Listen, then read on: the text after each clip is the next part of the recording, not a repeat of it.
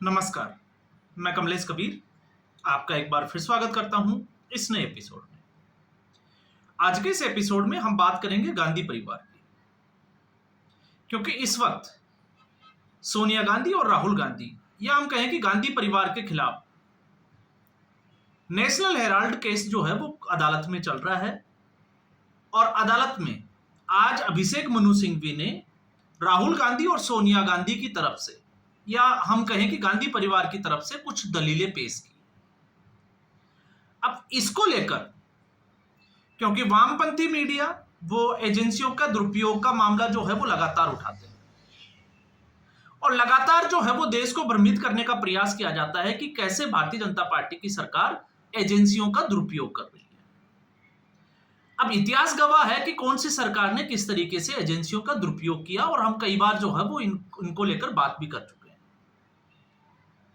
अब उससे आगे बढ़कर आपने देखा होगा कुछ, चाहे वो राष्ट्रवादी पत्रकारिता के लोग हो या फिर राजनीतिक विश्लेषक हो, वो लगातार इस बारे में बात करते हुए दिखाई देंगे कि गांधी परिवार मुसीबत में, गांधी परिवार की समस्याएं बढ़ सकती है, राहुल गांधी को जेल भेजा जा सकता है और सोनिया गांधी को जेल भेजा जा सकता है। अब ऐसे में बड़ा सवाल एक जो लगता है कि इसके ऊपर जो है वो हमें खुलकर चर्चा करनी चाहिए, और वो ये है कि एजेंसियों ने अपनी दलीलें दी, तो क्या अदालत उस गांधी परिवार की जो गुलामी थी उससे ऊपर उठकर क्या गांधी परिवार के खिलाफ फैसला दे पाएगी? यह सबसे बड़ा सवाल है। और अगर ऐसा कोई करता है तो वो कौन सा जज है जो ये हिम्मत दिखाएगा कि गांधी परिवार या हम कहें कि राहुल गांधी और सोनिया गांधी के खिलाफ फैसला दे सके? अब जब हम इस पर बात करना क्यों जरूरी हो जाता है?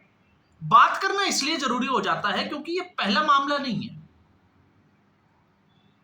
कल एक फैसला पुणे की अदालत की तरफ से जो है वो आया और राहुल गांधी के खिलाफ मानहानि का केस दायर करने वाले वीर सावरकर के प्रपौत्र सत्यकी सावरकर लंदन 2023 में लंदन में राहुल गांधी ने एक भाषण दिया था। और अगर शब्द से उस भाषण को देखते हैं तो राहुल गांधी के हिसाब से वीर सावरकर ने एक बार अपनी किताब में यह जिक्र किया कि वो अपने दोस्तों के साथ मिलकर उन्होंने एक मुस्लिम की पिटाई की और पिटाई करने के बाद में उनको बहुत अच्छा फील हुआ, अच्छा लगा। इसको लेकर सत्यकी सावरकर ने एक याचिका डाली और उसके ऊपर पुणे की अदालत में सुनवाई हुई। अब आप देखिए, वीर सावरकर को लेकर कांग्रेस की बात नहीं कर रहे हम, राहुल गांधी की मैं बात कर रहा हूं कि राहुल गांधी किस तरीके से हमलावर होते हैं और हर चुनाव में जो है वो सावरकर के नाम से हिंदू धर्म को नीचा दिखाने की एक कोशिश की जाती है। अब ऐसे में आप देखिए, अदालत ने सत्यकी सावरकर का जो याचिका थी उसको खारिज कर दिया। और क्यों खारिज कर दिया?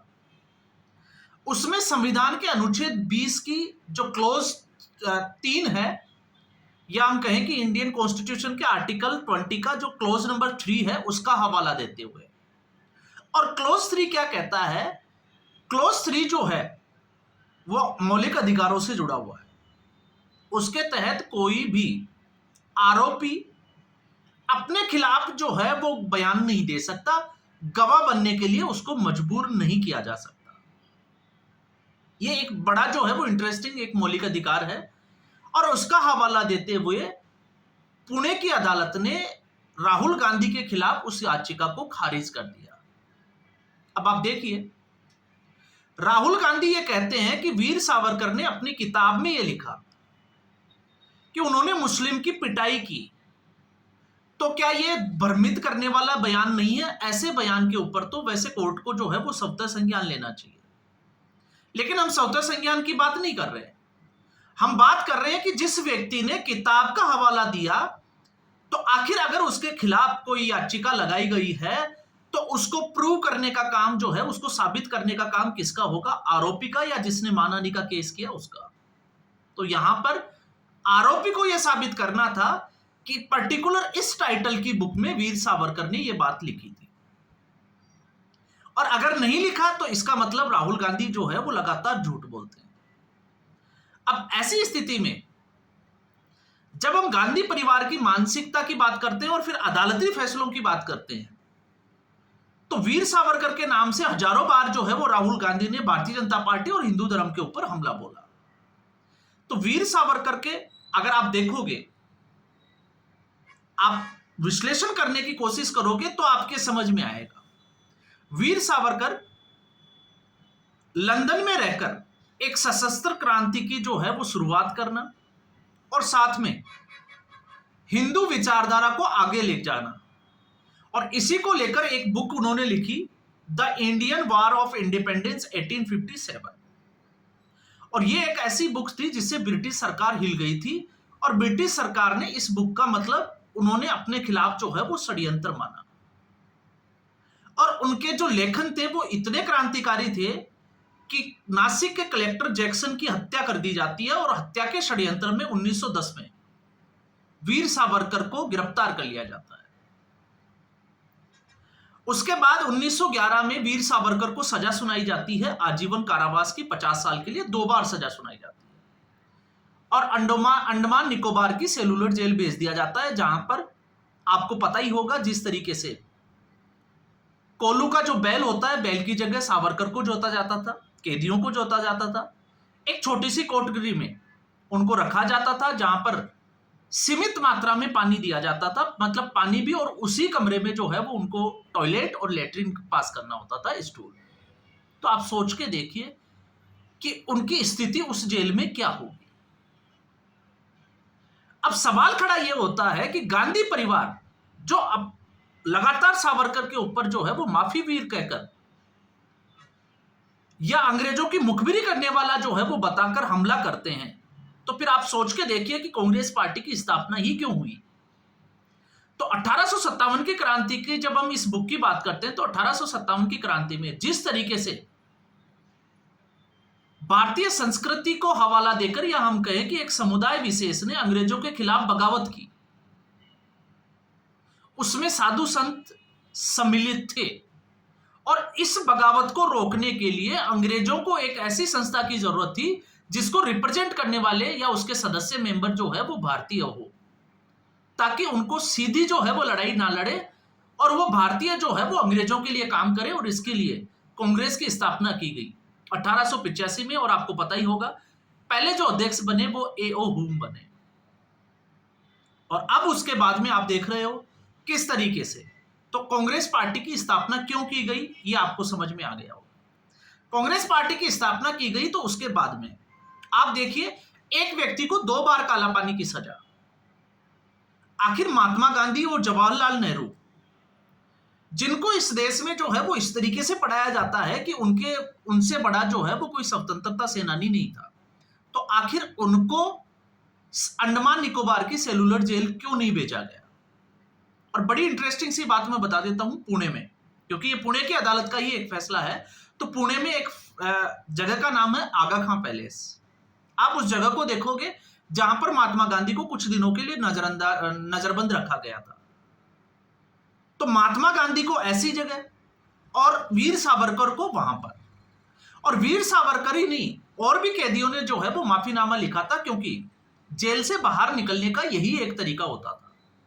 और उसके लिए अगर आप देखोगे तो वीर सावरकर को मजबूर किया महात्मा गांधी ने कि आप जो है वो अंग्रेजों को माफीनामा लिखें। और जब सावरकर को माफी वीर बोला जाता है तो आप उठाकर देखिए, महात्मा गांधी अपने हर पत्र में जो है वो अंग्रेजों को लिखते थे योर ओबीडिएंट सर्वेंट। तो ठीक है, सावरकर को हम माफी वीर मान लेते हैं, तो फिर महात्मा गांधी क्या हुए? अंग्रेजों के नौकर। तो आज राहुल गांधी अपने आप को उस गांधी के परिवार का हिस्सा बताते हैं, क्योंकि असली गांधी तो है नहीं। तो अगर वो महात्मा गांधी के अपने आप को जो है वो वंशज बता देते हैं, तो फिर अंग्रेजों के नौकर कौन थे? वीर सावरकर या फिर महात्मा गांधी? तो इसलिए सवाल ये उठता है कि बार बार जो है वो वीर सावरकर को अपमानित किया जाता है, उनके खिलाफ गलत भाषा का इस्तेमाल किया जाता है, लेकिन इस देश की अदालतों में इतनी हिम्मत नहीं है कि राहुल गांधी के खिलाफ फैसला दे सके आज भी। और जब यह स्थिति है तो आप सोच के देखिए, लगातार जो है वो बात की जाती है कि सरकार किसी की भी हो, सिस्टम हमारा होगा। तो आज भी इस देश में यही स्थिति बनी हुई है कि सरकार जो है वो किसी की भी हो, लेकिन सिस्टम किसका है। और इस इकोसिस्टम को अभी भी अगर आप देखोगे तो भारतीय जनता पार्टी हो चाहे नरेंद्र मोदी, पूरे तरीके से इसको तोड़ नहीं पाए। इसलिए ये जो नेशनल हेराल्ड का केस चल रहा है पुणे की उस अदालत के फैसले को देखते हुए, तो आप एक बार सोचकर देखिए, क्या अदालत इतनी हिम्मत दिखाएगी कि राहुल गांधी के खिलाफ और सोनिया गांधी के खिलाफ फैसला दे सके।